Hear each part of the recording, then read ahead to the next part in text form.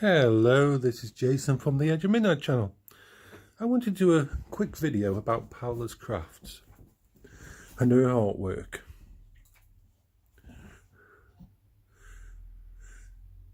What amazes me about her artwork is she had arthritis from 21 and she also had muscle wastage, and she could only really function and concentrate properly she could do stuff like watch films and that, but to do crafting she was really stuck at about 15 minutes.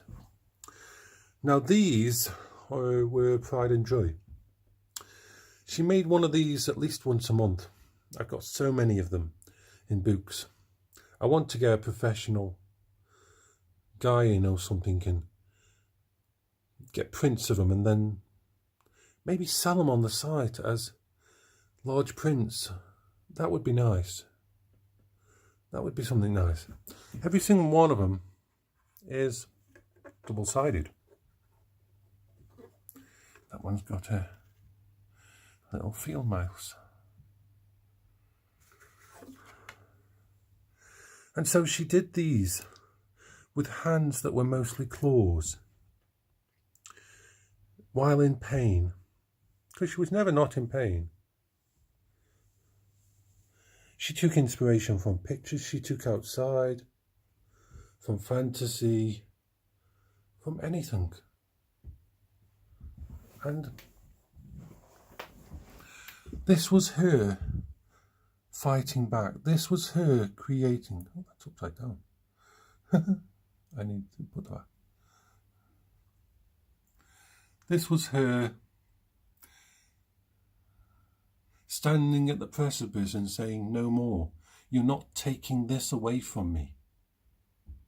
I understood that about her. I understood that. I understood where it was coming from.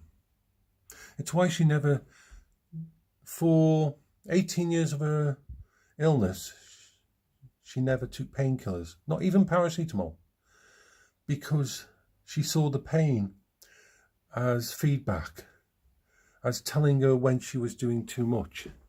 Or she could take certain types of pain, but she knew when certain type of pain happened, if she didn't stop, then her hands would completely cramp up into claws for days on end.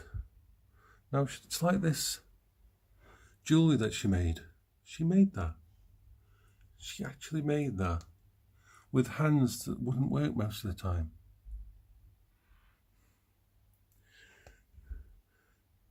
She was always making me.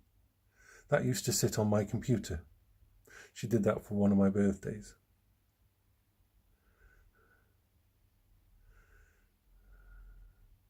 When we started playing Fallout, she made a little Fallout. She made a moose saber, because her nickname was Moosey, or Angry Beef. Then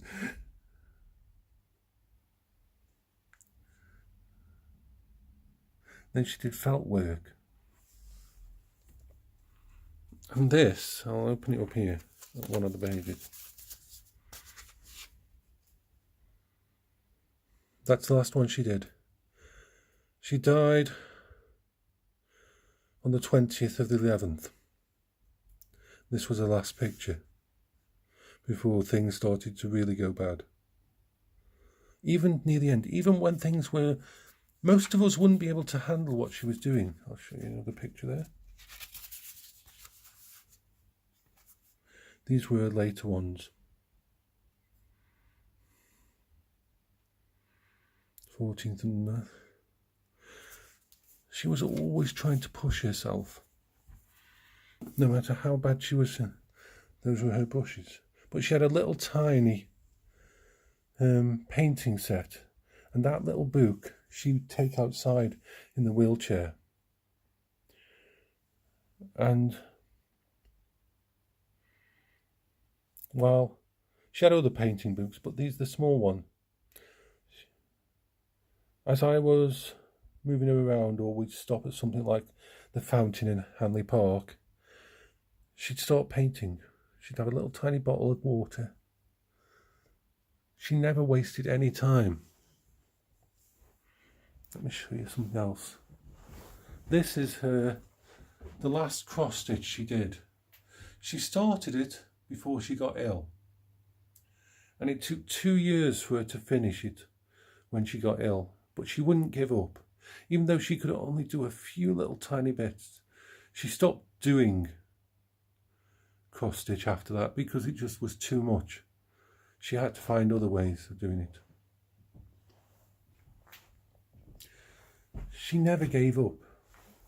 It's like she said to me one day, "You talk about guns, Jason, and that I'd like to learn how to shoot." And I thought, cool, we've got a local air rifle place. I checked and they can accept people on wheelchairs. And that's her in her wheelchair with her own pack that she set up, had a pistol set up. It was a gas cartridge pistol, so she didn't have to pump it or pull the spring. And the trigger was very light. And she had a rifle that fired 10 shots at a time, which also was gas powered. She printed out and painted all her own targets. And she was really good at 25 yards. She had problems at 50 yards because of her eyesight. When she first got ill, before we knew it was leukemia, that Saturday morning when she coughed, not only did it cause bruising, hematomas under the skin, and her left side of her face went red as if she had been hit while she was just coughing and sitting in front of me. It also did damage to the eyes. Her eyesight was never brilliant after that. It was good enough for VR, it was good enough for short distances and that, but it was never the same. And then she did, this is one of my favourite birthday cards she made for me. When she decided one day, I want to try Chinese silk painting. She never let anything stop her.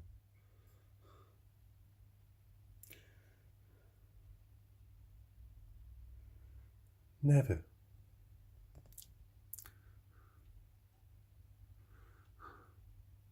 Do you know what she said to me on the 17th of November, my birthday, by the way? She was in hospital. She'd been in there since the 13th because of the heart attack. And she apologised to me because she couldn't finish my card.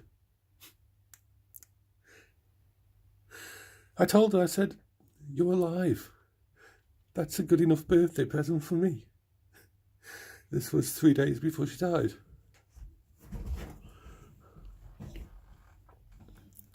And that was who she was. That was the way she thought. She'd help anybody or do anything for them. She did the big cross-stitch blankets down there. I've got some pictures of them. She made some amazing things.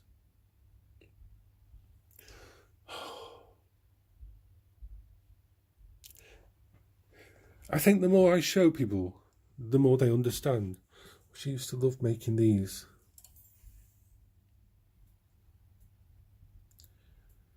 You got to think, a person with hands of arthritis, with hands that cramp up, that she can only do 50, to be able to put something like that together, to not let anything beat her. How did she do it? This is why I am so inspired by her and want to spread who she was with the world. This is why you sharing these videos with your friends and that. Paola was someone who was beaten down in so many ways by the illness, but she always stood back up. She always fought back. And that's qualities that matter. That's qualities that should inspire. I wish I was as good as she was.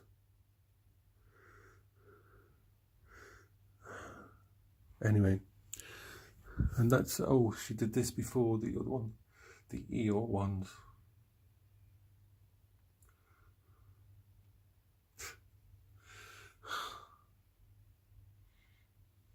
I wish you all could have met her.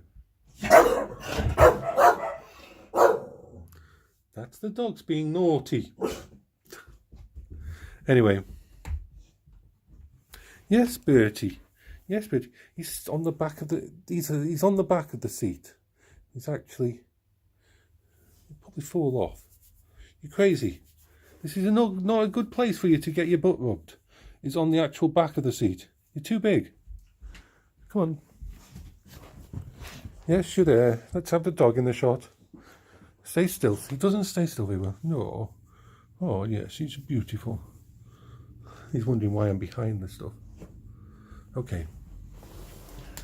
I will say goodbye now, and this is Jason from the Edge of Midnight Channel. The dog's trying to grab my hand. Oh, yes, the dog's hitting.